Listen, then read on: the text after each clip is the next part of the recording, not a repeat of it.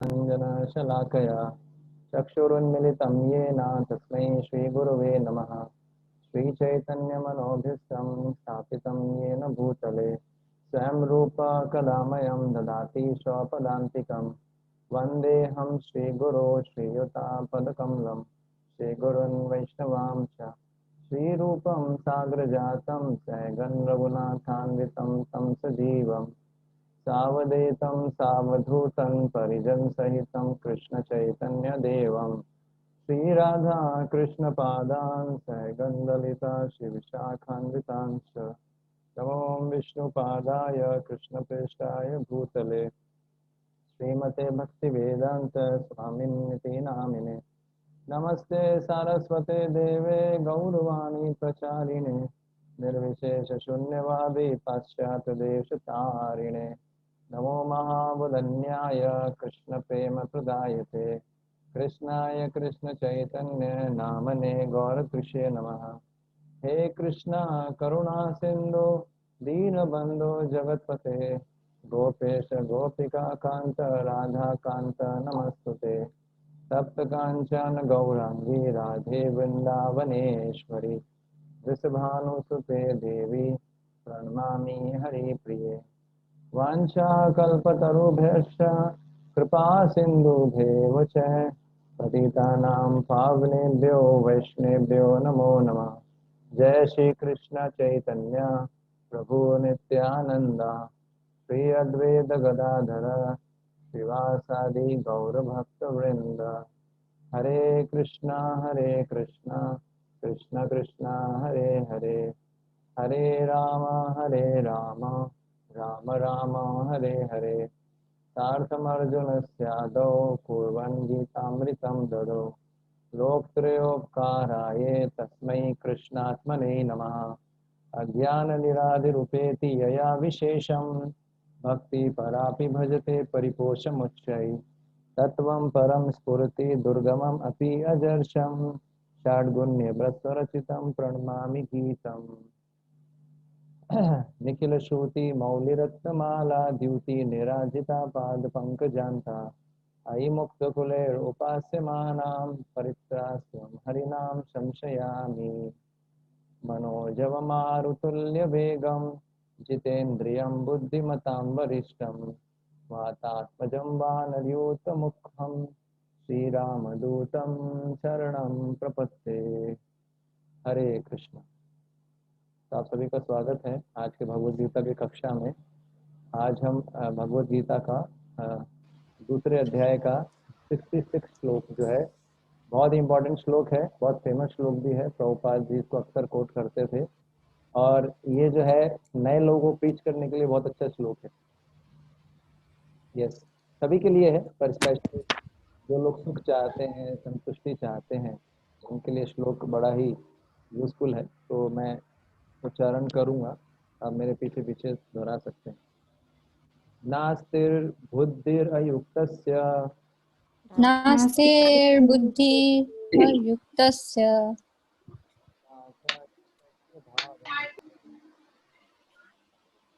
नास्ति बुद्धिरयुक्तस्य नाच अयुक्तस्य भावना नास्ति बुद्धिर्युक्तस्य न च युक्तस्य भावना न च भावयतः शान्तस्य तथा सुखम्।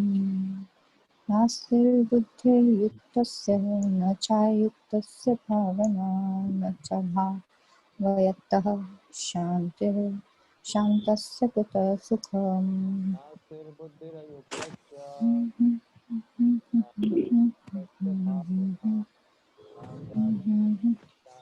What happened, Prabhuji? No sound. Sound नहीं आ रहा मेरी तरफ। हरे कृष्ण। ओके, हरे मैंने एक दो बत्ती और जला दी, इतनी रोशनी काफी नहीं करेगी। अंधेरा लग रहा था, पढ़ना था ना। फोन में से हरे कृष्णा। अभी आ रहा है? Yes, Prabhuji. ओके, मेरे को आप लोगों का साउंड आ रहा था लेकिन शायद आपको नहीं आ रहा। नास्तिर्बुद्धिरयुक्तस्य नास्तिर्बुद्धिरयुक्तस्य नाचायुक्तस्य भावना न चायुक्तस्य भावना न च भावेत शांतिर न चाभावयत शान्तिर् अशांतस्य कुतः सुखम। शान्तस्य कुतः सुखम्। नास्तिर्बुद्धिर अयुक्तस्य नास्तिर्बुद्धिरयुक्तस्य न च अयुक्तस्य भावना न चायुक्तस्य भावना न च तस्य अभावयत भावना शांति न चाभावयत शान्तिर् अशांतस्य च कुतः भवावत सुखम। शांति शान्तस्य कुतः सुखम्। शान्तस्य नास्तिर्बुद्धिरयुक्तस्य नास्तिर्बुद्धिरयुक्तस्य न च अयुक्तस्य भावना न चायुक्तस्य भावना भावना न च अभावयत शांति न चाभावयत शान्ति अशांतस्य कुतः सुखम। अशान्तस्य कुतः सुखम्। तो आप में से कोई पढ़ना चाहेंगे इसके शब्दार्थ अनुवाद में तात्पर्य? Yes Prabhu ji, shall I? Okay. Hare Krishna. All glories to Srila Prabhupada. Srila Prabhupada की जय। ना अस्थिर नहीं हो सकती बुद्धि, दिव्य बुद्धि, अयुक्तस्य कृष्ण भावना से संबंधित न रहने वाले में ना नहीं तथा अयुक्तस्य कृष्ण भावना से शून्य पुरुष का भावना स्थित चित सुख में न नहीं च तथा अभावत्य जो स्थिर नहीं है उसके शांति शांति अशांतस्य अशांत का कुतः कहाँ है सुखम सुख। जो कृष्ण भावना अमृत में, प्रभु जी पीछे डिस्टरबेंस आ रहा है। एक मिनट। अरे मैं सभी को म्यूट कर रहा हूँ, जो रीडिंग करेंगे केवल उन्हीं का अनम्यूट रहेगा, बाकी सबका म्यूट कर रहा हूँ। हरे कृष्णा। जो कृष्ण भावना अमृत में परमेश्वर से संबंधित नहीं है उसकी न तो बुद्धि दिव्य होती है और ना ही मन स्थिर होता है, जिसके बिना शांति की कोई संभावना नहीं है। शांति के बिना सुख हो भी कैसे सकता है। तात्पर्य, कृष्ण भावना भावित हुए बिना शांति की कोई संभावना नहीं हो सकती। अतः 5वें अध्याय में इसकी पुष्टि की गई है कि जब मनुष्य ये समझ लेता है कि कृष्ण ही यज्ञ तथा तपस्या के उत्तम फलों के एकमात्र भोक्ता हैं और समस्त ब्रह्मांड के स्वामी हैं तथा वे समस्त जीवों के असली मित्र हैं, तभी उसे वास्तविक शांति मिल सकती है। अतः यदि कोई कृष्ण भावना भवित नहीं है तो उनके मन का कोई अंतिम लक्ष्य नहीं हो सकता। मन में चंचलता का एकमात्र कारण अंतिम लक्ष्य का अभाव है। जब मनुष्य को यह पता चल जाता है कि कृष्ण ही भोक्ता, स्वामी तथा सबके मित्र हैं, तो स्थित चित होकर शांति का अनुभव किया जा सकता है। अतएव जो कृष्ण से संबंध न रखकर कार्य में लगा रहता है वह निश्चय ही सदा दुखी और अशांत रहेगा। भले ही वह जीवन में शांति तथा आध्यात्मिक उन्नति का कितना ही दिखावा क्यों न करे, कृष्ण भावना अमृत स्वयं प्रकट होने वाली शांतिमयी अवस्था है जिसकी प्राप्ति कृष्ण के संबंध से ही हो सकती है। हरे कृष्णा। हाँ, हरे कृष्णा। तो कल मैं नहीं आ पाया था क्लास के अंदर क्योंकि सेवाएं थी, इसलिए कल 2 लेक्चर ऑलरेडी थे मेरे, तो मुझे पता नहीं कल प्रभु जी ने क्या डिस्कस किया था, तो वो मैं नहीं जानता। लेकिन आज का जो श्लोक है उसके अंदर बहुत इम्पोर्टेंट चीज़ बता रहे हैं भगवान, है ना। 4 स्टेप्स हैं। ना अस्ति बुद्धिर अयुक्तस्य, जिसकी बुद्धि दिव्य नहीं है, कृष्ण भावनामृत में नहीं है, उसकी भावना नहीं होगी, उसकी वो कृष्ण भावना भावित नहीं होगा। और अगर वो कृष्ण भावना भावित नहीं होगा तो उसको शांति नहीं मिलेगी, और शांति नहीं मिलेगी तो वो जो है सुख नहीं प्राप्त हो सकता। तो ये बहुत ही सिस्टमैटिक है, इसमें भगवान बता रहे हैं। तो हम इसको चर्चा करेंगे। हाँ, इसमें सबसे इम्पोर्टेंट चीज़ पहले एक्चुअली बता क्या रहे हैं वो समझना पड़ेगा। यहाँ पर भगवान अर्जुन को शिक्षा दे रहे हैं। क्या शिक्षा दे रहे हैं? कि जो व्यक्ति अपनी इंद्रियों को श्री कृष्ण की सेवा में नहीं लगाता, मतलब जो व्यक्ति अपनी इंद्रियों को श्री कृष्ण की सेवा में नहीं लगाता, उसकी ना तो बुद्धि स्थिर होगी, ठीक है, पहली स्टेप, ना उसकी भावना शुद्ध होगी, दूसरा पॉइंट, ना उसको शांति मिलेगी और ना उसको सुख प्राप्त होगा। तो अल्टीमेटली जब हम कृष्ण की सेवा करेंगे तो हमको जो है हमारी बुद्धि स्थिर होगी, उसके बाद हमको जो है हमारी भावना शुद्ध होगी और उसके बाद हमको सुख मिलेगा, शांति मिलेगी, फिर सुख मिलेगा। ये प्रोसेस है। श्लोक 61 के अंदर भगवान ने कहा था कि व्यक्ति को अपनी इंद्रियों को पहले तो नियंत्रण में लाना चाहिए और फिर भगवान की सेवा में लगाना चाहिए, आत्मपरायण, ठीक है। अगर भगवान को इंद्रियों को भगवान की सेवा में लगाते हैं तो इंद्रियों को नियंत्रित किया जा सकता है, ठीक है, और फिर उसकी बुद्धि स्थिर हो सकती है। तस्य प्रज्ञा प्रतिष्ठिता, है ना। और श्लोक संख्या 62 और 63 में भगवान ने चर्चा किया था कि अगर कोई व्यक्ति जो है अपनी जो है इंद्रियों को भगवान की सेवा में नहीं लगाता, विषयों का चिंतन करता है, तो उसके जो है जीवन में अनेक दुर्घटनाएं होती हैं, जिसमें काम विषय चिंतन होगा, उसके बाद काम होगा, है ना, क्रोध उत्पन्न होगा, लाइक दैट। और उसके बाद 64 65 श्लोक में भगवान ने इस घटना का विश्लेषण किया था कि श्री कृष्ण की सेवा में अपनी इंद्रियों को लगाने से किस प्रकार बुद्धि स्थिर होती है। कल के श्लोक में भी था ना, कल का श्लोक था, है ना। कल का श्लोक एक्चुअली उसका अनुवाद था लेकिन तात्पर्य नहीं था। प्रसादे सर्व दुखा नाम हानिरस्य उपजायते प्रसन्नचेतसा ही आसु बुद्धि पर्यवृतष्ठित है।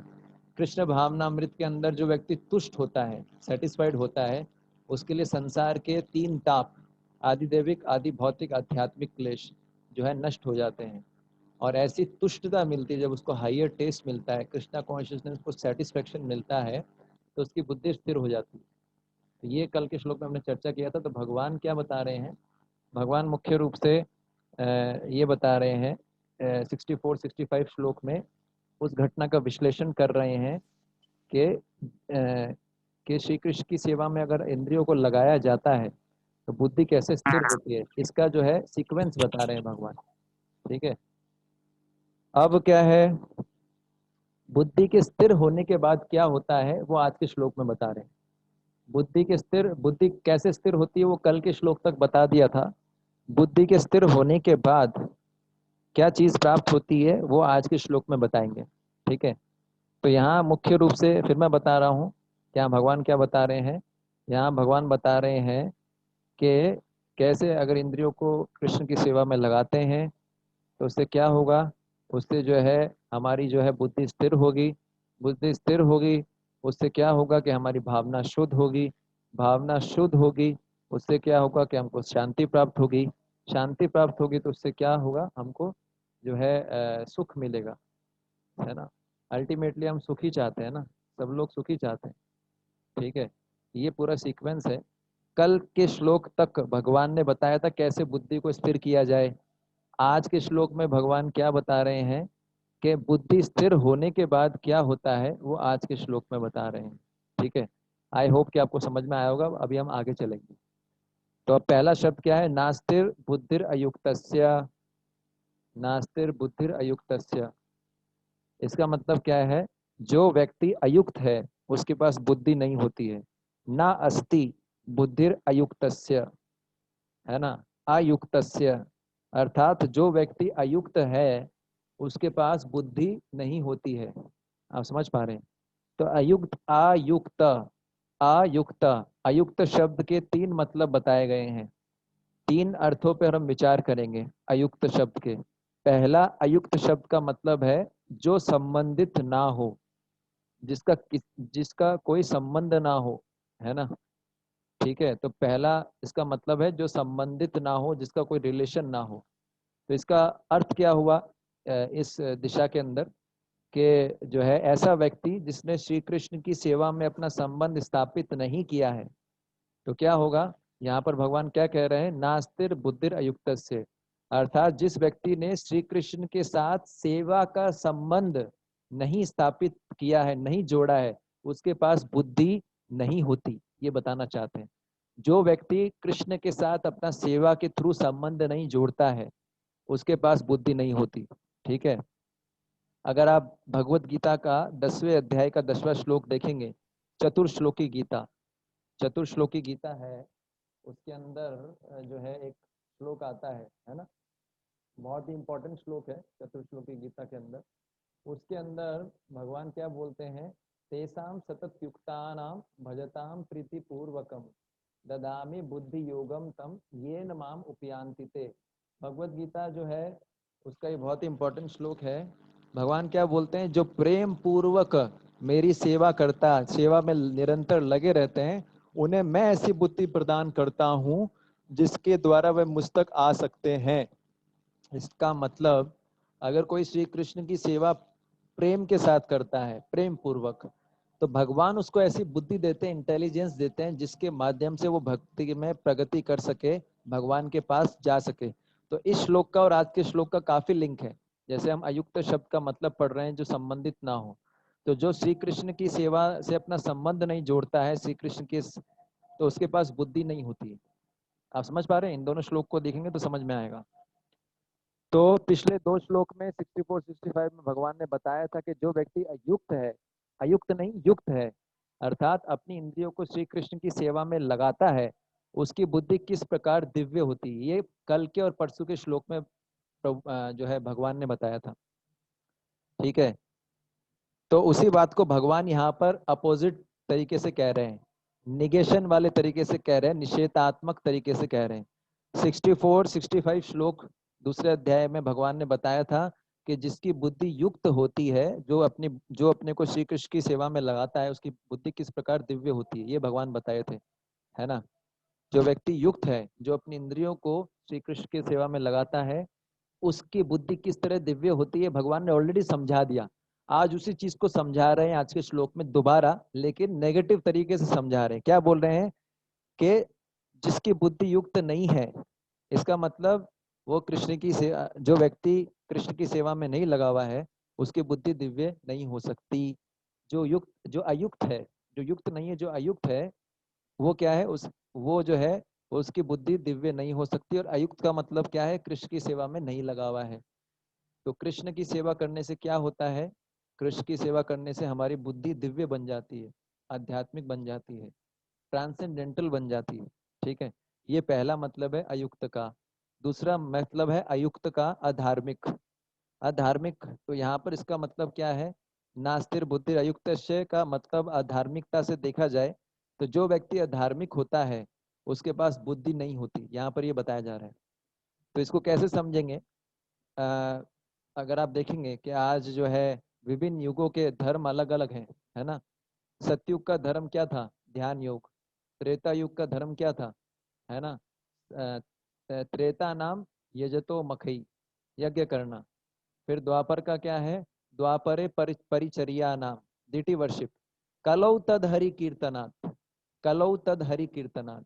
कलयुग का धर्म क्या है, कलयुग केवल नाम आधारा, सुमर सुमर नर उतरे पारा।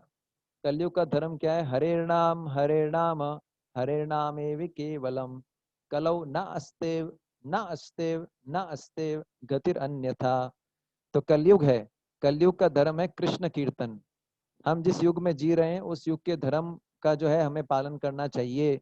यदि कोई व्यक्ति युग धर्म का पालन नहीं करता तो उसको अधार्मिक माना जाएगा। इस युग का धर्म क्या है, कृष्ण कीर्तन। अगर कोई कृष्ण कीर्तन नहीं करता है तो उसको अधार्मिक माना जाएगा। ठीक है। और अधार्मिक व्यक्ति जो है, जो व्यक्ति अधार्मिक होता है उसके पास बुद्धि नहीं होती, यहाँ पर भगवान बता रहे हैं। या उल्टे शब्दों में देखा जाए, क्या युग धर्म का पालन करने से भगवान हमको ऐसी बुद्धि देते हैं जिसके द्वारा हम उनके निकट पहुंच सकते हैं। श्रीमद् भागवत के 11वें स्कंद के 5वें अध्याय के 32वें श्लोक में बहुत सुंदर श्री चैतन्य महाप्रभु बोलते हैं कि सबसे ज्यादा बुद्धिमान व्यक्ति कौन है। तो एक श्लोक आता है 11:5:32। ठीक है, 11:5:32।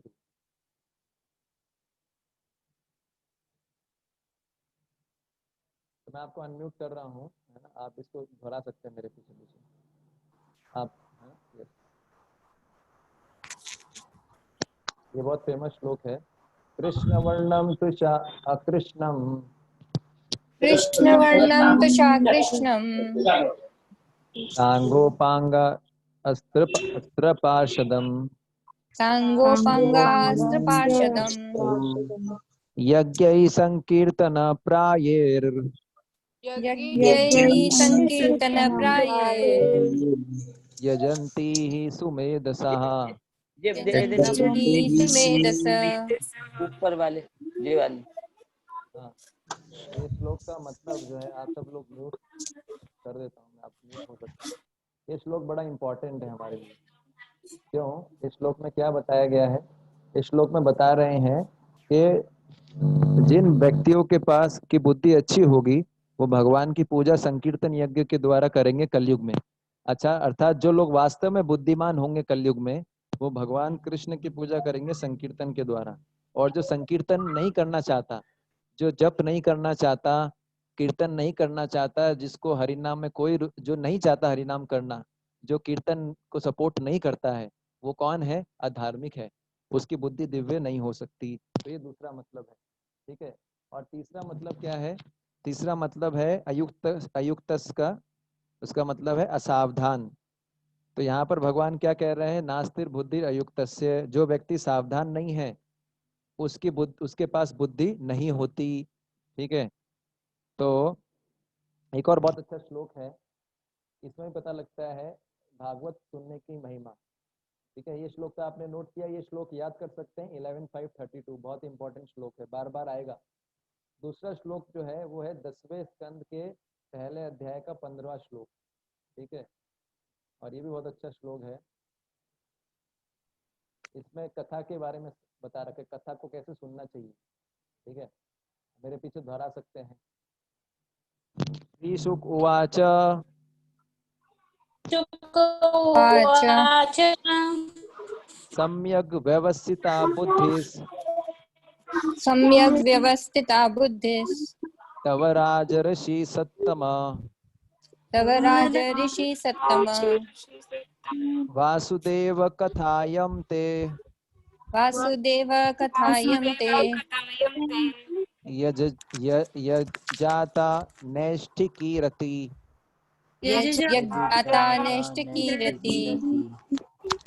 तो यहाँ पर एक बहुत इंपॉर्टेंट इस श्लोक का मतलब है, इसलिए मैंने इस श्लोक दोहराया, आप लोगों को बोला था। इस श्लोक में क्या बता रहे हैं?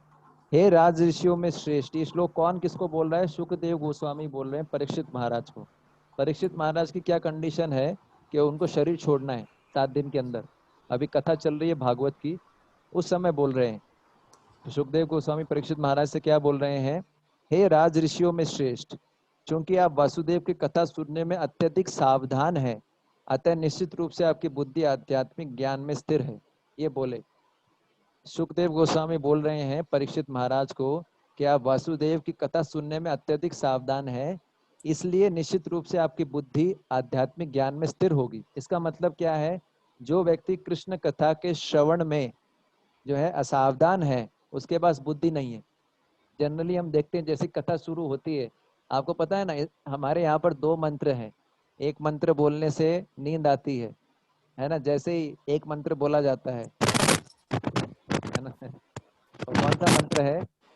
ओम नमो भगवते वासुदेवाय। कुछ लोग तो कथा में सोने के लिए ही आते हैं, जैसे कथा होती है ना 7 दिन की ऐसा करके, तो कुछ लोग तो सोने के लिए आते हैं, सबसे पीछे बैठ जाएंगे, एकदम कॉन्फिडेंस के साथ सोते हैं, है ना।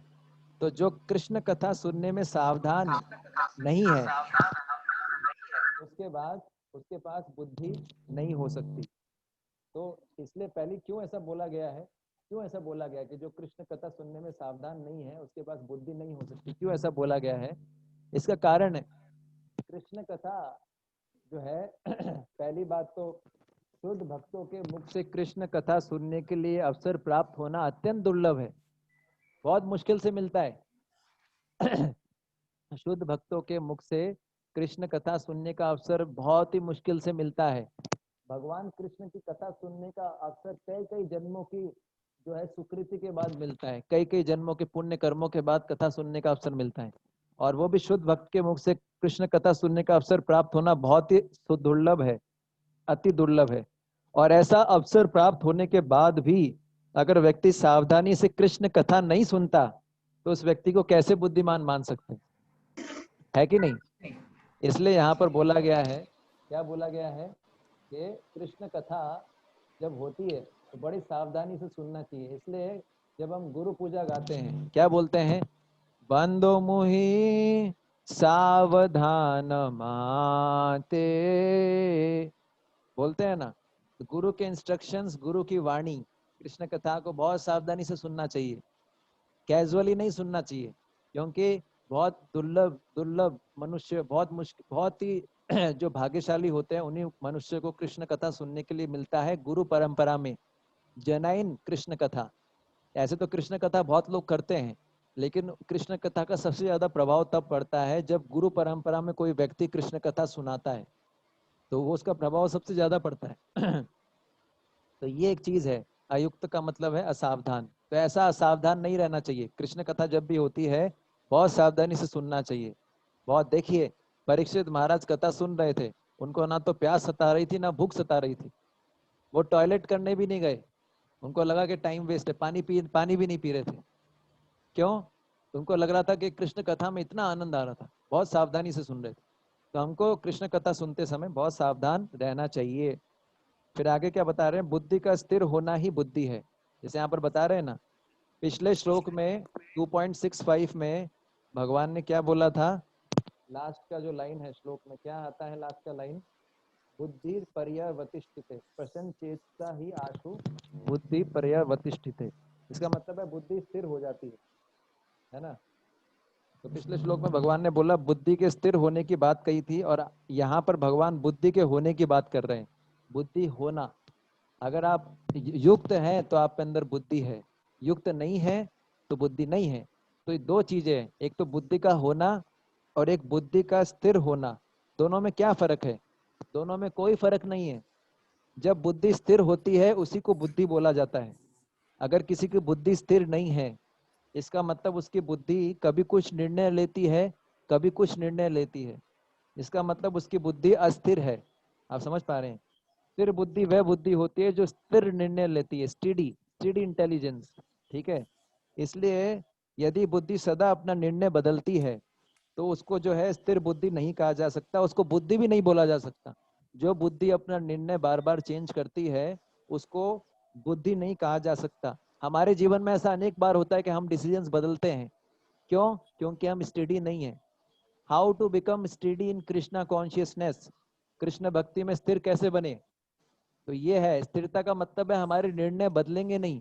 जैसे कभी हम सोचते हैं कि आज मैं 32 माला करूंगा, फिर अगले दिन सोचते हैं आज मैं जो है 64 माला करूंगा, फिर अगले दिन सोचते हैं आज मैं 25 माला करूंगा, फिर अगले दिन सोचते हैं मैं जो है 16 माला करूंगा, फिर अगले दिन सोचते हैं मैं माला ही नहीं करूंगा। तो ये अस्थिरता है, हमारे जीवन में बहुत अस्थिरता होती है। तो अस्थिर बुद्धि को बुद्धि नहीं बोला जाता। यदि बुद्धि सदा अपना निर्णय बदलती है तो उसको बुद्धि नहीं कहा जा सकता। तो यहाँ पर भगवान क्या कह रहे हैं, नास्तिर बुद्धि अयुक्त से, जो व्यक्ति अपनी इंद्रियों को श्री कृष्ण की सेवा में नहीं लगाता उसके पास बुद्धि नहीं है, या उसके पास जो है बुद्धि स्थिर नहीं है। ये दोनों एक ही बात है, या तो उसके पास बुद्धि नहीं है या बुद्धि स्थिर नहीं। क्योंकि अगर बुद्धि स्थिर नहीं है तो बुद्धि नहीं हुई, अगर कोई बुद्धि स्थिर नहीं है तो उस बुद्धि का होने का कोई फायदा नहीं है ना। तो ये यहाँ पर भगवान बता रहे हैं। फिर दूसरा क्या बता रहे हैं, ना चायुक्त अयुक्त से भावना। ठीक है, जो व्यक्ति अयुक्त है उसके पास भावना नहीं होती। अयुक्त के हमने 3 मतलब डिस्कस किए। पहला मतलब अयुक्त का क्या बताया था, फर्स्ट मीनिंग मैंने सम, क्या, हाँ संबंध, रिलेशन। हाँ, दूसरा क्या था, हाँ बताइए संजना माता जी।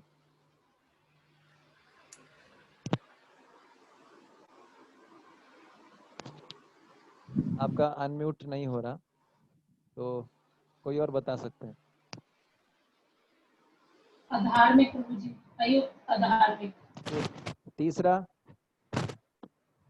असावधान। हाँ, तो ये ठीक है, अब म्यूट कर सकते हैं आप लोग। तो ये जो है, तो जिसकी बुद्धि युक्त नहीं है, अयुक्त है, उसके पास भावना नहीं होती। अब पिछली शिक्षा में भगवान ने क्या कहा था, जो व्यक्ति अयुक्त है, जो अपनी इंद्रियों को श्री कृष्ण की सेवा में नहीं लगाता, उसकी बुद्धि स्थिर नहीं हो सकती, ये हमने पढ़ा था, है ना। अब इसके कंटिन्यूएशन में भगवान क्या बोल रहे हैं, नाचा युक्तस्य भावना। ठीक है, क्या बोल रहे हैं कि जिस व्यक्ति की बुद्धि स्थिर नहीं है, वह व्यक्ति के पास भावना नहीं होती। इसका क्या मतलब है, इसका निष्कर्ष ये है कि जिस व्यक्ति की बुद्धि स्थिर नहीं है, उस व्यक्ति के पास भावना नहीं होती। तो यहाँ पर भावना का मतलब क्या है, भावना का मतलब है सेवा की भावना। तो भगवान क्या कहना चाहते हैं, जब हम अपनी इंद्रियों को श्री कृष्ण की सेवा में लगाते हैं तो हमारी बुद्धि श्री कृष्ण की सेवा में स्थिर हो जाती है। और जब हमारी बुद्धि श्री कृष्ण की सेवा में स्थिर हो जाती है, उस समय हमारे मन में श्री कृष्ण के प्रति सेवा की भावना का उदय होता है। तो कोई अगर स्टार्टिंग में सोचे मेरे अंदर प्रभु जी भाव नहीं आता, मैं जब चैंटिंग करता हूँ या करती हूँ तो मेरे मुख से, मेरे जो है आंखों से आंसू नहीं आता, है ना प्रभु जी, है ना, युगायितम निमेषेणम चक्षुषा प्रावशायितम शून्यायितम जगत सर्वम गोविंद विरहेण में। प्रभु जी ये भावना नहीं आती, फीलिंग नहीं आती, प्रभु जी क्या करें प्रभु जी, फीलिंग नहीं आती। अरे फीलिंग कब आएगी, फीलिंग का स्टेप तीसरा स्टेप है। पहला कृष्ण की सेवा में इंद्रियों को तो लगाओ, उसके बाद आपकी बुद्धि स्थिर होगी, फिर आपको फीलिंग आएगी, फिर मन के अंदर क्या होगा, भावना आएगी, सेवा की भावना। अब आप सेवा कर नहीं रहे हो, बैठे हो और बोल रहे हो प्रभु जी फीलिंग नहीं आ रहा है, फीलिंग कैसे आएगा, पहले सेवा में तो लगाओ इंद्रियों को। तो पहला स्टेप है कृष्ण की सेवा में इंद्रियों को लगाओ, फिर जो है हमारी बुद्धि स्थिर होगी धीरे धीरे, फिर हमारी अंदर कृष्ण की सेवा की भावना आएगी। यदि हम अपनी इंद्रियों को श्री कृष्ण की सेवा में नहीं लगाएंगे तो हमारी बुद्धि स्थिर नहीं होगी, और हमारी बुद्धि श्री कृष्ण की सेवा में स्थिर नहीं होगी तो हमारे मन में कोई भावना नहीं आएगी, और हम भावना दिखाएंगे आर्टिफिशियली। देखो मैं बहुत महान भक्त हूँ, मैं जब चैंटिंग करता हूँ या करती हूँ तो मेरे आंखों से ना टपक टपक टपक टपक टपक आंसू गिरता है। तो ये सब झूठा है। अगर हम सेवा नहीं कर रहे हैं कृष्ण की और हमारे आंखों से आंसू गिर रहा है तो ये जो है मगरमच्छ के आंसू हैं, ये घड़ियाली आंसू हैं जो ऐसे ही। तो मैं फिर बता रहा हूँ, पहला स्टेप क्या भगवान बता रहे हैं कि अपनी इंद्रियों को भगवान की सेवा में लगाओ। अपनी इंद्रियों को भगवान की सेवा में लगाओगे, सेवा शुरू होती जिह्वा से। जिह्वा के दो काम है, प्रसाद ग्रहण करना, कृष्ण का नाम लेना। तो जब अपनी इंद्रियों को कृष्ण की सेवा में लगाएंगे, उससे हमारी बुद्धि स्थिर होगी। बुद्धि स्थिर होगी तो मन के अंदर सेवा भावना आएगी। डायरेक्ट जंप नहीं कर सकते, इसको समझना चाहिए। ठीक है, अब हम थोड़ा आगे चलेंगे। इसलिए प्रभुपाद जी ने हमारी संस्था का नाम क्या दिया, अंतरराष्ट्रीय श्री कृष्ण भावना अमृत संघ, इस्कॉन, है ना। ठीक है ना। एक बार मैं अमोघ लीला प्रभु का लेक्चर सुन रहा था, अमोघ लीला प्रभु बता रहे थे इस्कॉन का full form ISKCON is Krishna consciousness on. ISKCON is KC on, KC को बता रहे थे इज कृष्णा कॉन्शियसनेस ऑन। मतलब क्या हम कृष्ण भावना अमृत में है, भले ही हम इस्कॉन में है, क्या हमारा कृष्णा कॉन्शियसनेस ऑन है या ऑफ है। अगर हमारा ऑफ है तो हम इस कॉफ में है, इस कॉफ, इस्कॉन में नहीं है। तो वही बात है, प्रभुपाद जी ने हमारी संस्था का नाम दिया है अंतरराष्ट्रीय श्री कृष्ण भावना अमृत संघ। तो कभी क्या आप लोगों ने सोचा इसका मतलब क्या है, कौन बताएगा इसका मतलब क्या है। बहुत सुंदर मतलब है, प्रभुपाद जी ने जो इस्कॉन नाम दिया है अंतरराष्ट्रीय कृष्ण भावना अमृत संघ, इसका बहुत सुंदर मतलब है, कौन बताएंगे। हरे कृष्ण प्रभु जी। हरे कृष्ण प्रभु जी। प्रभु जी ऐसी सोसाइटी जहाँ पे सभी आके कृष्ण भावना भवित हो सकते हैं। अच्छा, गुड। और कौन बताएंगे। ये कृष्ण भावना मत संघ। हाँ,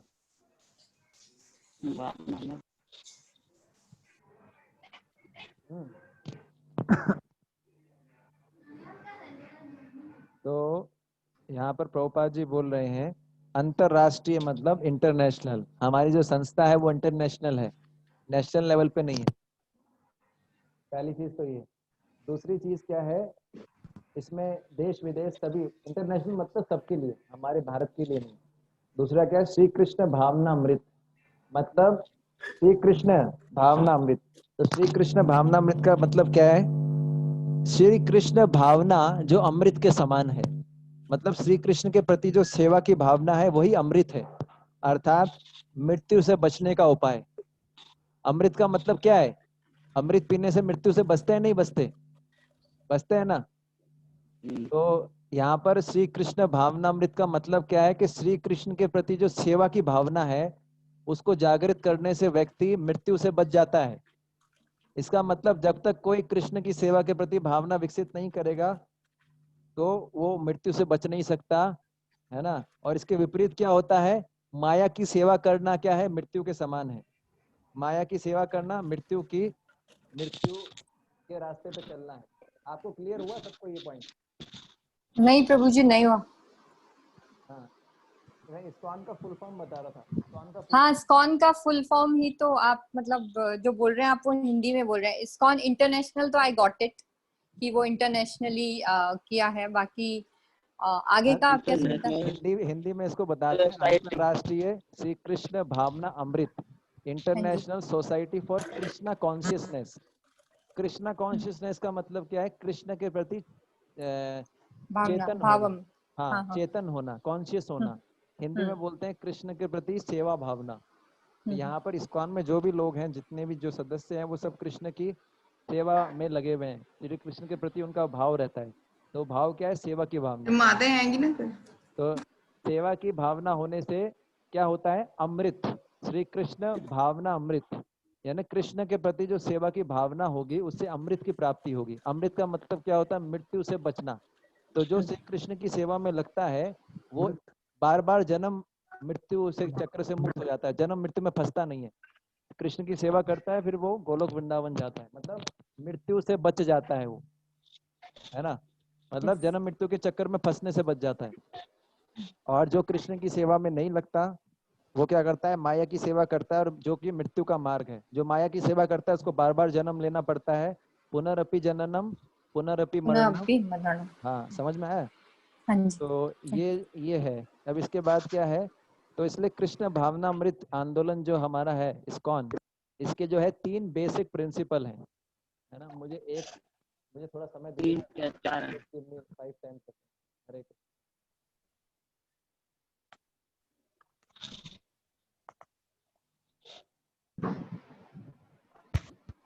कितना है? हाँ? 155 इतना बढ़ गया। हरे कृष्ण।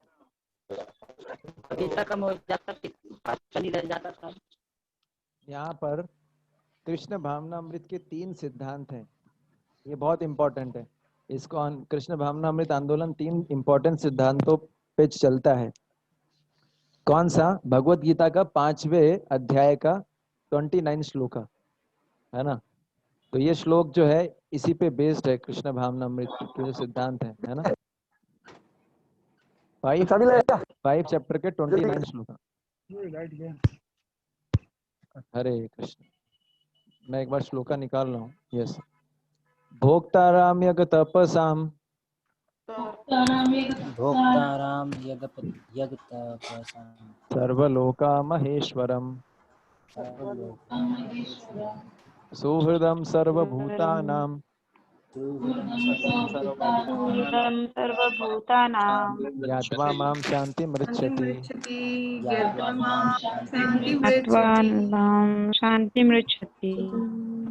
ओके, तो यहाँ पर क्या बता रहे हैं, यहाँ ये कृष्ण भावना अमृत आंदोलन के 3 जो हैं इंपॉर्टेंट सिद्धांत है जो यहाँ बताए जा रहे हैं। पहला क्या है, श्री कृष्ण ही परम भोक्ता है, भोक्ताराम यज्ञ तपसाम।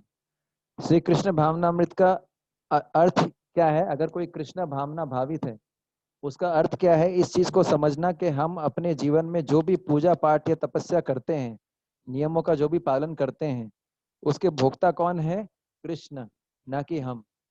तो जो ये समझता है वो ही कृष्ण भावना भावित है। यदि हम धार्मिक कार्यों का फल स्वयं भोगना चाहेंगे तो हम कृष्ण भावना भावित नहीं बन सकते। फॉर एग्जाम्पल, जो पांडव लोग थे वो यज्ञ कर रहे थे, आपने देखा अश्वमेध यज्ञ कर रहे थे पांडव लोग। तो उनकी भावना क्या थी कि श्री कृष्ण ही इसका फल भोगे। तो पहला, तो कोई कृष्ण भावना अमृत में होगा, कृष्ण भावना भावित होगा, उसका पहला प्रिंसिपल क्या है,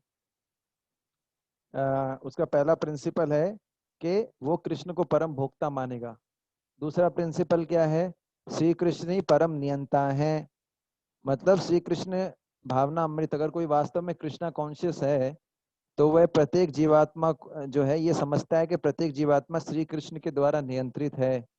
यदि श्री कृष्ण किसी को मारना चाहते हैं तो उसको कोई बचा नहीं सकता, और अगर श्री कृष्ण किसी को रक्षा करना चाहते हैं तो कोई उसे मार नहीं सकता। इसके अतिरिक्त दूसरी बात ये भी है कि श्री कृष्ण स्वतंत्र है, स्वराट। श्री कृष्ण के ऊपर किसी का भी शासन नहीं चलता है, ठीक है ना। ऐसा होने के बाद भी श्री कृष्ण अपने भक्तों पर आश्रित रहते हैं, ये दूसरी बात है। ये दूसरी बात है कि श्री कृष्ण ऐसा होने के बावजूद भी अपने भक्तों पर आश्रित रहते हैं, ठीक है ना। तो ये दूसरा सिद्धांत समझना कि श्री कृष्ण परम नियंत्रक है। तीसरा सिद्धांत क्या है, अगर कोई कृष्ण भावना भावित है, तीसरा सिद्धांत ये है कि वो श्री कृष्ण को परम सुहृद मानेगा। परम सुहृद का मतलब क्या है, अपना सबसे प्रिय मित्र, है ना। कोई व्यक्ति ये सोच सकता है कि यदि श्री कृष्ण का शासन समस्त जीवात्माओं पे है तो वो समस्त जीवात्माओं को कष्ट पहुंचाते होंगे शायद। कोई ये भी सोच सकता है कि भगवान सबको कंट्रोल करके रखते हैं। जनरली हम मानते हैं कि जो कंट्रोलर होता है वो सबको परेशान करता है नहीं। जो कंट्रोलर होता है वो सबको शोषण करता है। तो ये बात भी आ सकती है दिमाग में कि श्री कृष्ण बोल रहे हैं मैं सबका जो हूँ, जो कंट्रोलर हूँ, इसका मतलब मैं सबको कष्ट पहुंचा सकता हूँ। नहीं, ऐसा नहीं है। तो श्री कृष्ण जो है वो जो है श्री कृष्ण का नियंत्रण प्रत्येक जीवात्मा पर है, परंतु फिर भी भगवान श्री कृष्ण सबके बेस्ट फ्रेंड है। भगवान क्या बोल रहे हैं, सुहृदम सर्वभूतानाम, ठीक है ना। भगवान श्री कृष्ण चाहते हैं कि सारी जीवात्माएं उनके धाम में वापिस आ जाएं और उनके साथ आनंद उठाएं, है ना। इसलिए भगवान खुद आते हैं, अपने भक्तों को भेजते हैं बार बार, वरना भगवान इस गंदी जगह पे क्यों आएंगे। भगवान इसलिए आते हैं, लीला करते हैं, ताकि सारी जीवात्माओं को आकर्षित करके भगवत धाम ले जा सके, ठीक है।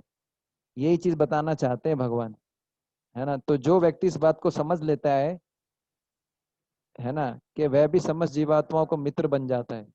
जो ये समझ जाता है कि श्री कृष्ण मेरे परम मित्र है, तो वह भी जो है समस्त जीवात्माओं को मित्र बन जाता है। कैसे? समस्त जीवात्माओं को वो भगवान के साथ जोड़ने का प्रयास करता है और सारी जीवात्माएं उसकी मित्र बन जाती हैं। पर जो लोग श्री कृष्ण से ईर्ष्या करते हैं, ना तो वो कृष्ण भक्त उनका मित्र बन पाता है, ना ही जो है वह उसके मित्र बनते हैं। तो इसलिए जो है हम चाहते हैं, अगर भगवान जो है भगवान को प्रसन्न करना, इसलिए हमको प्रचार करना चाहिए, कृष्ण भावनामृत का संदेश सभी जीवों को देना चाहिए। क्यों? क्योंकि भगवान श्री कृष्ण भी चाहते हैं सभी जीवात्मा उनके धाम वापस लौट जाएं। और इसमें जो ये ऐसा करता है, भगवान बोलते हैं कि वो मेरे को सबसे अधिक प्रिय है, गीता में बोलते हैं भगवान। तो ये दूसरी संदेश थी, नाचा युक्त से भावना, है ना। तीसरा संदेश क्या है, नाचा भावेत शांति, है ना। नाचा भावेत शांति, अर्थात भावना के बिना शांति प्राप्त नहीं हो सकती। इस बात से एक निष्कर्ष निकाल सकते हैं कि भावना के द्वारा, है ना, शांति प्राप्त, ठीक है। इस बात से हम एक निष्कर्ष निकाल सकते हैं। क्या निष्कर्ष निकाल सकते हैं? कि भावना के द्वारा ही शांति प्राप्त होती है। ये कैसे पता लगेगा? अगर आप 5वें चैप्टर के 29 इसी श्लोक को देखोगे, भोक्ताराम यज्ञ तपसाम सर्वलोक महेश्वरम, इसमें लास्ट में क्या आता है, ज्ञातवा माम शांति मृच्छति। तो इसमें क्या बोल रहे हैं कि जो व्यक्ति पहले 3 प्रिंसिपल्स को, सिद्धांत को समझ जाएगा, कौन कौन से, भगवान श्री कृष्ण ही परम भोक्ता हैं, वह परम नियंत्रक हैं, वो सबके सुहृद हैं, इनको जो 3 समझ गया, ठीक है, उसे शांति प्राप्त हो जाती है। और भगवान जो है इसके आज के श्लोक में लिख भी रहे हैं कि कृष्ण भावना भावित हुए बिना जो है सॉरी, इस 5.29 में भगवान लिखते हैं, प्रभुपाद जी लिखते हैं कि कृष्ण भावना भावित हुए बिना जो है शांति प्राप्त करना संभव नहीं है, ठीक है। तो जब मनुष्य समझ लेता है भुक्ताराम यज्ञ तपसाम, इसका मतलब उसको शांति प्राप्त होती है। तो यहाँ पर मैं क्यों बता रहा हूँ, क्योंकि जब तक कृष्ण के प्रति सेवा की भावना नहीं होगी तब तक वो समझ ही नहीं पाएगा इन तीनों सिद्धांतों को, है ना। तो फिर जो है जब इन तीनों सिद्धांतों को समझ लेगा कि परम नियंत्रक परम भोक्ता कृष्ण है, परम नियंत्रक भगवान है, कृष्ण है, और वो सबके सबसे बेस्ट फ्रेंड है, तो फिर उसको जो है शांति प्राप्त हो जाती। तो ये भावना, सेवा भावना होना बहुत जरूरी है। इसी श्लोक पे शिला प्रभुपाद जी ने लेक्चर दिया था 19 दिसंबर 1968 में लॉस एंजल्स में, और प्रभुपाद जी ने बोला था कि इस भौतिक जगत में प्रत्येक व्यक्ति शांति चाहता है। आप में से कितने लोग हैं जो अशांत रहना चाहते हैं? हाथ खड़ा कर दीजिए। आप में से कितने लोग हैं जो दुख चाहते हैं? अच्छा, कुशाग्र प्रभु ने हाथ खड़ा किया है। बहुत ही आप ब्रेव व्यक्ति हैं, आप दुख चाहते हैं। अब हम भगवान से प्रार्थना करेंगे कि आपको भगवान जो है खूब भरपूर मात्रा के अंदर जो है दुख नहीं दे। पर आपको पता है एक एक माता है जिन्होंने प्रार्थना किया था भगवान से कि मेरे को और दुख दो, है ना। हम तो डरते हैं दुख मांगने से, है ना, कि गलती से दुख मान लिया। ओके, कुंती माता, देखिए कुंती माता की हिम्मत देखिए, हमारी तो ऐसी हिम्मत ही नहीं होती। मेरी तो नहीं है, आप लोगों का हो सकता है कि आप भगवान से दुख मांगे। कुंती महारानी ने क्या बोला? विपदा संतुतः शाश्वत। ये श्लोक है बड़ा अच्छा, ये श्लोक आप मेरे पीछे रिसाइट कर सकते हैं, है ना। ब्रेव ब्रेव हार्टेड कुंती महारानी क्या थी?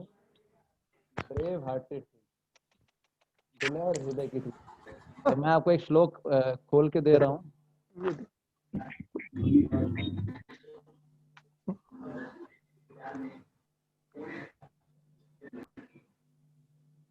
ठीक है, दिख रहा है आपको श्लोक?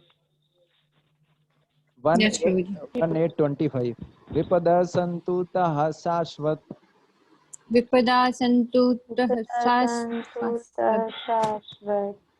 तत्र तत्र जगद्गुरो तत्र तत्र जगद्गुरु भवतो दर्शनं यत् स्यात् भवतो दर्शनं यत् स्यात् अपुनर्भव दर्शनम। अपुनर्भव दर्शनम्। तो यहाँ कुंती महारानी बोल रही है कि हे प्रभु, आप मुझे जो है बार बार क्या दो? मैं चाहती हूँ कि सारी विपदाएं मेरे पे बार बार आए ताकि मैं आपको बार बार देख सकूं, है ना। आपको देखने का मतलब है जन्म मृत्यु को फिर से ना देखना। तो ये कुंती महारानी की प्रार्थना है। कुंती महारानी क्या बोल रही हैं कि बार बार और कष्ट मिले। तो है आप में से किसी की हिम्मत है बोलने की? केवल हमारे कुशाग्र प्रभु ने बोला है कि मुझे कष्ट चाहिए। और किसी की हिम्मत है किसी की हिम्मत? प्रभु जी मैंने शांति के लिए हाथ खड़ा किया था। अच्छा अच्छा, उन्होंने जो है अपडेटेड इंफॉर्मेशन है, उन्होंने शांति के लिए हाथ खड़ा किया था, कष्ट के लिए नहीं किया था। तो अब ये प्रश्न है कि आप चाहते हैं आपको दुख मिले? हाथ खड़ा कीजिए। कोई नहीं चाहता हमारे में से, ठीक है ना। तो प्रभुपाद जी अपने लेक्चर में बोल रहे हैं कि कोई भी नहीं चाहता कि उसको दुख मिले, सब चाहते हैं कि उनको शांति प्राप्त हो, लेकिन वो अपनी इंद्रियों को वश में नहीं करना चाहते। जैसे कोई डॉक्टर के पास जाए, अगर कोई डॉक्टर के पास जाए और डॉक्टर बोले कि ये चीज़ मत खाओ, ये चीज़ खाओगे तो इससे समस्या आएगा, तुम ठीक नहीं हो पाओगे, और वो डॉक्टर की बात नहीं माने, तो क्या वो ठीक होगा? नहीं होगा। है ना, वो कभी ठीक हो ही नहीं सकता। तो संसार में लोग शांति चाहते हैं, लेकिन शांति के लिए इंद्रियों को वश में नहीं करना चाहते, और इंद्रियों को वश में ना करने से सारा प्रॉब्लम होता है ना। इंद्रियों को वश में नहीं करते तो हम पाप करते हैं और फिर अशांति मिलती, ठीक है। तो ये समझना चाहिए। तो असली शांति का मूल सिद्धांत यही है कि हम कृष्ण भावनामृत को समझें, है ना। कृष्ण भावनामृत को समझे बिना आर्टिफिशियली शांति लाना संभव नहीं है। भले ही आप कितने ही जो है कितने भी मीटिंग्स कर लो, कितना भी जो है गेट टुगेदर कर लो, लेकिन शांति तभी मिलेगी जब कृष्ण भावनामृत को अपनाएंगे, ठीक है। तो यहाँ पर ये पॉइंट था। उसके बाद जो है फिर आगे बता रहे हैं, जो व्यक्ति अशांत है, ठीक है। हरे कृष्णा कृष्णा कृष्णा हरे हरे। अच्छा, एक चीज और थी कि शिला रूप, हरे कृष्णा, एक चीज और थी कि शिला रूप गोस्वामी बोलते हैं कि भक्ति के 9 स्तर होते हैं। पहले क्या? साधु संग, पहले श्रद्धा, फिर साधु संग, फिर भजन क्रिया, फिर अनर्थ निवृत्ति, फिर रुचि, फिर आसक्ति, फिर भाव, फिर सबसे लास्ट में आता है प्रेम, ठीक है ना। तो जो है प्रेम के धरातल पे जो व्यक्ति होता है तो अनेक प्रकार के रसों का आस्वादन करता है। कौन कौन से रस? भक्ति के अंदर 5 मुख्य रस बोलते हैं। रस मतलब मेलो, टेस्ट, मेलो। तो रस का मतलब एक शांत रस है, शांत रस, एक दास्य रस, एक सख्य रस, एक वात्सल्य और माधुर्य रस। तो इन 5 प्रकार के रसों में शांत रस जो है वो पहला रस है और जो भक्त को सर्वप्रथम प्राप्त होता है। और यदि वह भक्त आगे के रसों में उन्नति करना चाहता है तो शांत रस सदा उसके साथ रहता है। तो हम कह सकते हैं कि भाव के पश्चात जब व्यक्ति भक्ति के मार्ग में आगे बढ़ता है और प्रेम के धरातल पर शांत रस का सर्वप्रथम अनुभव, मतलब अगली स्टेज पे पिछली स्टेप का भी अनुभव होता है। तो अगर कोई जो है प्रेम के स्तर पे है ना, तो वह शांत रस का सर्वप्रथम अनुभव करता है और उसी भाव को यहाँ पर भगवान भावना का नाम दे रहे हैं। क्या? शांत। शांत रस को ही भगवान यहाँ पर शांति का नाम दे रहे हैं।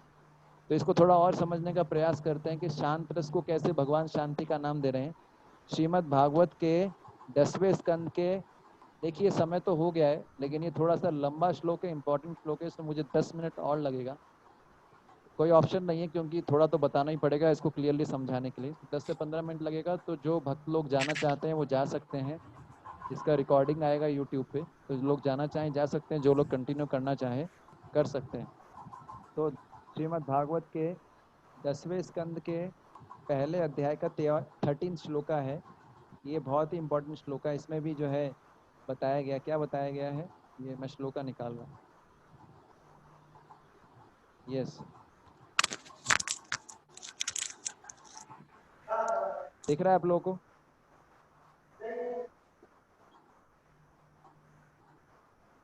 नैशाति दुःसहा शुन्माम न शाति दुन्मान। Okay okay. त्यक्तोदम अपि बाधते त्यक्तोदम अपि बाधते। पिबन्तं त्वं मुखम्भोज पिबन्तं त्वां मुखाम्भोज। च्युतं हरिकथामृतम्। अच्युतं हरि कथामृतम्। तो यहाँ पर क्या बोल रहे हैं, एक बहुत सुंदर चीज बोल रहे हैं सुखदेव गोस्वामी जो है। सुखदेव गोस्वामी को लग रहा होगा, सुखदेव यहाँ पर लिखते हैं, सुखदेव गोस्वामी को परीक्षित महाराज बोलते हैं कि बोले कि मैं मृत्यु के द्वार पर हूँ, लेकिन मैंने अपने व्रत के कारण मैंने जल भी ग्रहण करना छोड़ दिया है, फिर भी आपके मुख कमल से जो कृष्ण कथा निकल रही है उसके अमृत का पान करके भी जो है मुझे, मेरी असह्य भूख और प्यास मुझे किसी तरीके से बाधा नहीं पहुंचा रही है। तो यहाँ पर बता रहे हैं कि वो कृष्ण कथा सुन रहे हैं, उनको भूख और प्यास परेशान नहीं कर रही है। तो श्रील प्रभुपाद जी इसके तात्पर्य में लिखते हैं क्या, 7 दिनों के भीतर उनको मरना है और परीक्षित महाराज ने भोजन तथा जो है जल ग्रहण करना छोड़ दिया था। ठीक है, तो ये फिर भी क्या बोल रहे हैं, और सुखदेव गोस्वामी ऐसा सोच रहे होंगे कि इस कथा भी बंद कर देना चाहिए, है ना, परंतु परीक्षित महाराज उनको मोटिवेट कर रहे हैं, नहीं कथा शुरू करिए, कथा कंटिन्यू करिए, कथा मत रोकिए, है ना। इसलिए वो बोल रहे हैं मेरे उपवास से उत्पन्न भूख तथा प्यास मुझे नहीं सताती। तो इससे सूचित होता है कि यद्यपि कोई भौतिक स्तर पे होता है तो भूख और प्यास उसको परेशान करता है, लेकिन आध्यात्मिक स्तर पे थकान जैसी कोई वस्तु नहीं होती। तो शांति का अर्थ क्या है? शांति का अर्थ है कि जब कोई व्यक्ति श्री कृष्ण के चरणों की शरण ले लेता है तो भौतिक संसार के दुखों से अपने आप को सुरक्षित समझता है। जैसे भूख और प्यास ये भी एक प्रकार का जो है दुख है, कष्ट है। तो जब कोई श्री कृष्ण की शरण लेता है तो क्या होता है, वह अपने आप को जो है संसार के दुखों से सुरक्षित समझता है, जैसे कि परीक्षित महाराज समझ रहे हैं, सुखदेव गोस्वामी को बोल रहे हैं। और सबसे लास्ट शिक्षा क्या है यहाँ पर? सबसे लास्ट शिक्षा है यहाँ पर क्या है, अशांतस्य कुतः सुखम। जो व्यक्ति अशांत है उसे सुख कैसे प्राप्त हो सकता है। इस बात से एक दूसरा निष्कर्ष भी निकलता है कि जो व्यक्ति शांत है वही सुख प्राप्त कर सकता है। तो ये शिक्षा बड़ी महत्वपूर्ण है। कैसे? बिना शांति के सुख प्राप्त नहीं हो सकता। तो शांति क्या है इसको समझना चाहिए। शांति क्या है? शांति का मतलब क्या है? ऐसी अवस्था है जिसमें व्यक्ति को ना तो इस समय ही कोई कष्ट होता है, ना भविष्य में किसी प्रकार का कष्ट या मृत्यु का कोई भय रहता है। मतलब शांति ऐसी अवस्था है जिस अवस्था में व्यक्ति को ना तो अभी कोई कष्ट प्राप्त होगा और ना फ्यूचर में कोई कष्ट या मृत्यु का भय रहता है। इसको बोलते हैं शांति। ये शांति का टेक्निकल डेफिनेशन है। तो यहाँ पर भगवान क्या कह रहे हैं? अशांतस्य कुतः सुखम। जो व्यक्ति अशांत है उसे सुख कैसे प्राप्त हो सकता है? तो अशांत को सुख प्राप्त नहीं हो सकता। अशांत राजा भी सुखी नहीं है। मान लीजिए यदि कोई, हरे कृष्णा प्रभु, यदि कोई राजा है, हरे हरे कृष्णा, हरे कृष्णा, ठीक है, आप लोग आरती अटेंड कीजिए। अशांत जो है, अगर कोई राजा है, राज सिंहासन पे बैठा हुआ है, सारे लोग उसके इशारे पे नाच रहे हो, उसके पास सारा धन दौलत हो, उसके सामने नृत्य कर रही हो, सब होने के बावजूद भी मान लीजिए उस राजा की गर्दन पे एक तलवार लटक रही हो, एक तलवार लटक रही हो जो पतले से धागे से बंधी हो, तो क्या राजा वो खुश रह पाएगा? बताइए। नहीं प्रभु जी। कभी भी उस राजा की गर्दन कट सकती है। तो ये क्या है, अगर कोई व्यक्ति अशांत है, डरा हुआ है, तो उसको सुख प्राप्त नहीं हो सकता। जैसे राजा है, उसके पास सब कुछ है भोग करने के लिए, लेकिन अशांत है क्योंकि डरा हुआ है, कभी वो तलवार उसके गर्दन पे चल सकती है। तो जब कोई श्री कृष्ण के चरणों की शरण लेता है तो व्यक्ति शांत तथा निर्भय हो जाता है। निर्भयता का अर्थ क्या है? कृष्ण की चरण की शरण लेना। एक बहुत सुंदर भजन है, आपने सुना होगा, भजहु रे मन श्री नंद नंदन अभय चरणार बिंद रे, भजहु रे मन श्री नंद नंदन अभय चरणार बिंद रे। तो गोविंद दास कविराज जी लिखते हैं कि अपने मन को शिक्षा दे रहे हैं कि हे मन, तू श्री कृष्ण श्री नंद नंदन का भजन कर, ताकि तू जो है डर से मुक्त हो जाएगा। जब तक श्री कृष्ण के चरण कमलों की शरण नहीं लेते, हम जब तक श्री कृष्ण के चरण कमलों की शरण नहीं लेंगे, तब तक हम भय से नहीं छूट सकते, ठीक है ना। और भगवान श्री कृष्ण बहुत दयालु हैं। चैतन्य महाप्रभु के रूप में भगवान श्री कृष्ण सभी जीवात्माओं को इस मनुष्य जीवन में अवसर दे रहे हैं कि हम उनके चरणों की शरण ले सकें। चैतन्य महाप्रभु क्यों आए हैं? चैतन्य महाप्रभु क्यों आए हैं? क्या क्या श्री कृष्ण चैतन्य प्रभु जीवदया कोरी स्वप्रसाद सुय धाम अवतारी। तो चैतन्य महाप्रभु क्यों आए हैं? सिखाए शरणागति भक्ति रे प्राण। चैतन्य महाप्रभु शरणागति सिखाने आए हैं, कैसे श्री कृष्ण की शरण ली जाए, ठीक है। तो इतना हमको डिस्काउंट मिल चुका है, केवल हमको भगवान का नाम लेना है, 4 नियम पालन करने हैं, गीता भागवत सुनना है। ये करते हुए हम भगवान श्री कृष्ण को प्राप्त कर सकते हैं। इतना होने के बावजूद भी अगर हम ये इसमें चूक जाएंगे तो ये हमारी बहुत बड़ी गलती होगी। जैसे दुर्योधन चूके थे, दुर्योधन के सामने भगवान श्री कृष्ण शांति का प्रस्ताव लेके आए थे। दुर्योधन को बोला था, दुर्योधन अभी भी है, संधि कर लो, लड़ाई मत करो, लेकिन दुर्योधन पहचान ही नहीं पाए श्री कृष्ण को, श्री कृष्ण के चरणों की शरण नहीं ले पाए, और फिर युद्ध हुआ और दुर्योधन की मृत्यु हो गई, है ना। हम देखते हैं कि दुर्योधन ने भगवान के चरणों का शरण नहीं लिया तो उनका क्या हश्र हुआ। उधर प्रहलाद महाराज ने नरसिंह भगवान का शरण लिया, कितना ही दुख था, कितना ही दृढ़ था, लेकिन वो इससे प्रभावित नहीं हुए। तो जो व्यक्ति शांत अथवा निर्भय है वही सुखी है। जो व्यक्ति कृष्ण के चरणों में शरण ले लेता है उसको निर्भयता मिल जाती है और वह हर स्थिति में सुखी रह सकता है। इसका उदाहरण है सुदामा ब्राह्मण। सुदामा ब्राह्मण जे वो बहुत ही गरीब थे, दरिद्र थे, लेकिन वो बहुत सुखी थे। क्यों? क्योंकि कृष्ण के चरणों में उनको प्रेम प्राप्त हो चुका था। दूसरा उदाहरण आता है कोला बेचा श्रीधर। ये चैतन्य भागवत में आता है। चैतन्य महाप्रभु के बहुत दृढ़ भक्त थे, बहुत जो है करीबी भक्त थे, बहुत शुद्ध, एक बहुत ही उच्च श्रेणी के भक्त थे, और जो है बहुत गरीब थे, है ना। ये ब्राह्मण थे, उनके पास बताते हैं कि कपड़े भी नहीं थे, एक ही उनके पास एक ही ड्रेस था जिसको उसमें कई जगह फटा रहता था, उसको गांठ बांध के कपड़े पहनते थे। धोती थी वो फट गई थी कई जगह से। उनके जो घर था उसमें जो है छत पे बहुत सारे छेद थे जिससे पानी टपकता रहता था बारिश के दिनों में, और धूप आती रहती थी।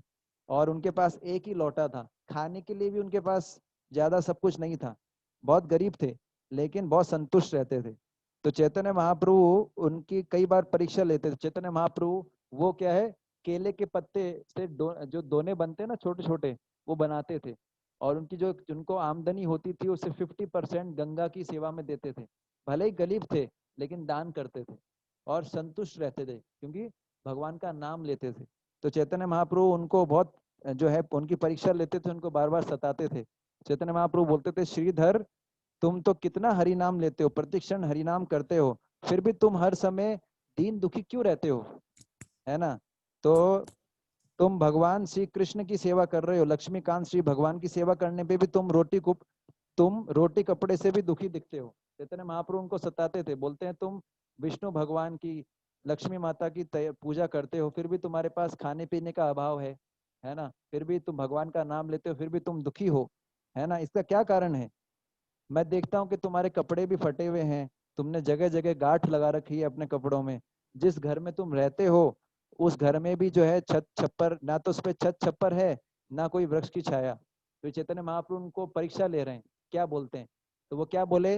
बोले हे प्रभु, चाहे रूखा सूखा भोजन ही क्यों ना हो, मैं खाता तो हूँ, उपवास तो रहता नहीं, चाहे जैसा वस्त्र हो, छोटा बड़ा वस्त्र भी शरीर पे धारण तो कर रहा हूँ ना। आपने बहुत अच्छी बात कही, किंतु सबका समय जीवन तो एक समान ही बीत रहा है। तो श्रीधर, ये जो कोला विचार श्रीधर बोलते हैं कि कोई अगर राजा भी हो, अपने महल में कितने ही अच्छे भोजन कर रहा हो, कितने भी अच्छे वस्त्र पहन रहा हो, चाहे कोई पक्षी हो जो वृक्षों पे बैठा हो, दोनों का समय एक समान बीत रहा है ना। ईश्वर ने सबको अपने कर्मों के हिसाब से फल दिए हैं, अंत में तो मरना ही है ना। तो ये कोला विचार श्रीधर बोले कोई राजा हो, कोई भोग कर रहा हो या कोई पक्षी हो, दोनों ही अपना समय काट रहे हैं, दोनों ही अपना फल भोग रहे हैं, अंत में तो सबको मिट्टी में मिलना है ना। तो इस प्रकार से उन्होंने समझाया। तो हम देखते हैं कि जो लोग श्री कृष्ण के चरणों की शरण नहीं लेते, उनके पास सुख की सभी वस्तुएं होने के बावजूद भी वो क्या रहते हैं? सुखी नहीं रहते। और जो लोग श्री कृष्ण के चरणों की शरण लेते हैं, जैसे कोला विचार सिद्ध, उनके पास कुछ नहीं था, सुख की वस्तुएं नहीं थी, फिर भी सुखी थे। इसका मतलब सुख डिपेंड नहीं करता हमारे जो है वेल्थ पे, ये डिपेंड करता है हमारी माइंड स्टेट पे, है ना। तो मैं एक सीक्वेंस बता रहा हूँ फिर से, कि श्री कृष्ण की सेवा में अपनी इंद्रियों को लगाने से सुख तक की स्थिति कैसे प्राप्त होती है। 8 स्टेप बता रहा हूँ आपको, 8 स्टेप्स बता रहा हूँ। इन 8 स्टेप्स में क्या होगा, श्री कृष्ण की सेवा से लेकर कैसे सुख प्राप्त हो सकता है। तो ये श्लोक संख्या 64, 65, 66 तीनों श्लोकों का एसेंस बता रहा हूँ। तो 8 स्टेप्स क्या है? पहला स्टेप है कि हमें अपनी इंद्रियों को श्री कृष्ण की सेवा में लगाना चाहिए, लगाना होता है। तो पहला स्टेप है हमें अपनी इंद्रियों को श्री कृष्ण की सेवा में लगाना होता है, ठीक है। अब जब हमारी इंद्रियां श्री कृष्ण की सेवा में लग जाती है, तो उसके बाद क्या होता है? उसके बाद हमारे द्वारा हमें कृष्ण की कृपा प्राप्त होती है, दूसरा स्टेप। तीसरा स्टेप क्या है? कृष्ण की कृपा प्राप्त होने से हमारे सारे दुखों की हानि हो जाती है, सारे दुख नष्ट हो जाते हैं। और जब हमारे सारे दुख नष्ट हो जाते हैं तो हमारा चित्त प्रसन्न हो जाता है। जब हमारा चित्त प्रसन्न हो जाता है तो हमारी बुद्धि स्थिर हो जाती है, ये 5वां स्टेप। जब हमारी बुद्धि स्थिर हो जाती है तो उसके बाद क्या है? हमारे मन में श्री कृष्ण के प्रति सेवा की भावना विकसित हो जाती है, 6वां स्टेप। और जब श्री कृष्ण के प्रति सेवा की भावना स्थिर हो जाती है तो 7वां स्टेप है कि इनके द्वारा हमें शांति तथा निर्भयता प्राप्त होती है। और शांति निर्भयता प्राप्त होने के बाद 8वां स्टेप क्या है? सुख की प्राप्ति होती है। तो ये 8 स्टेप के अंदर श्री कृष्ण की सेवा से लेकर कैसे सुख प्राप्त किया जा सकता है, ये स्टेप्स बताए गए हैं। हरे कृष्णा। तो आपका किसी का कोई प्रश्न हो तो आप पूछ सकते हैं।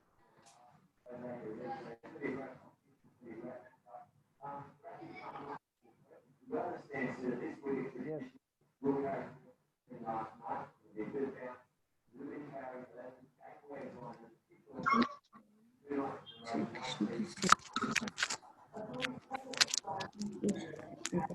कोई प्रश्न है किसी का?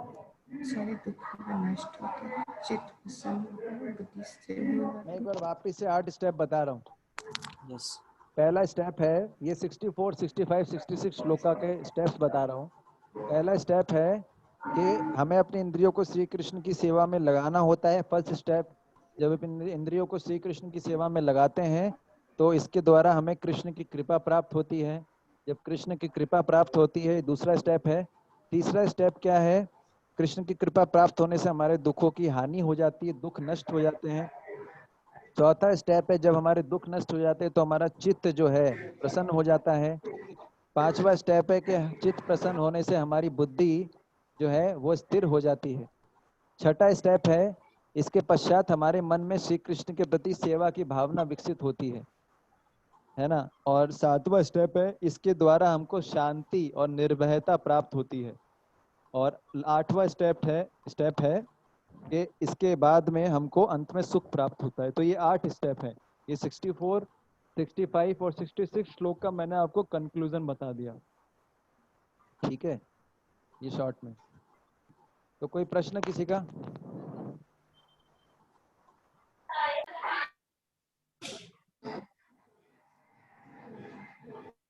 हरे कृष्ण प्रभु जी। हरे कृष्णा प्रभु। दंडवत प्रणाम। दंडवत प्रणाम। प्रभु जी, भागवत कथा में हमेशा 7 दिन का ही क्यों किया जाता है? ऐसा कुछ नहीं है, वो जनरली इसलिए किया जाता है क्योंकि 7 दिन सुखदेव गोस्वामी जी ने 7 दिन सुनाई थी ना परीक्षित महाराज को, इसलिए जो है उनके पास 7 दिन थे, तो इसलिए 7 दिन का करते हैं। पर ये कोई नियम नहीं है। जनरली इस्कॉन में हमेशा ज्यादा आपको मिलेगा नहीं 7 दिन की कथा, बहुत कम मिलेगा, ज्यादा नहीं ऐसा।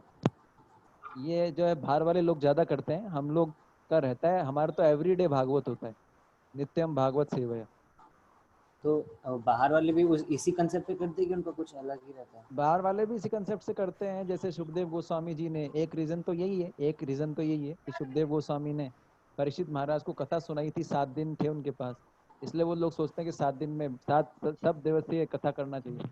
लेकिन ऐसा कोई नियम नहीं है कि 7 दिन किया जाए।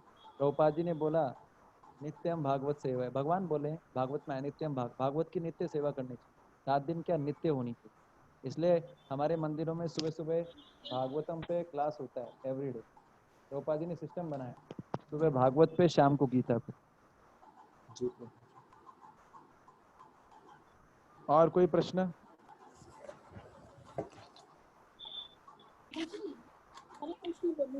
आपका आवाज कम आ रहा है। हरे कृष्णा।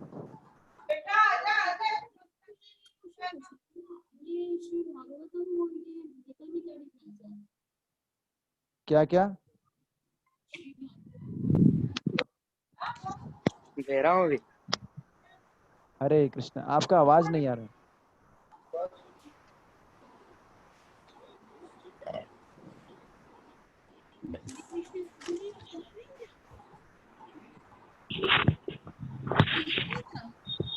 हरे कृष्णा।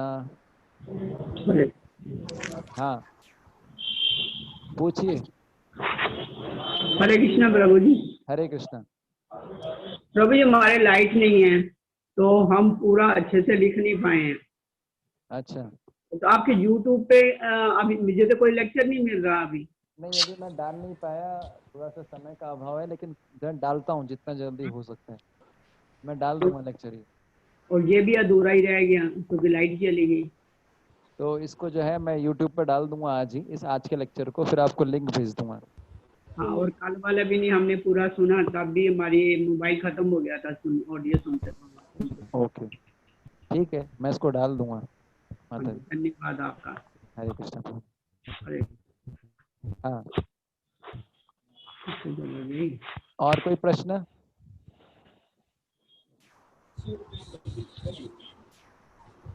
ठीक है, हरे कृष्णा। हरे कृष्ण। श्रील प्रभुपाद की जय। गौर प्रेमानंद।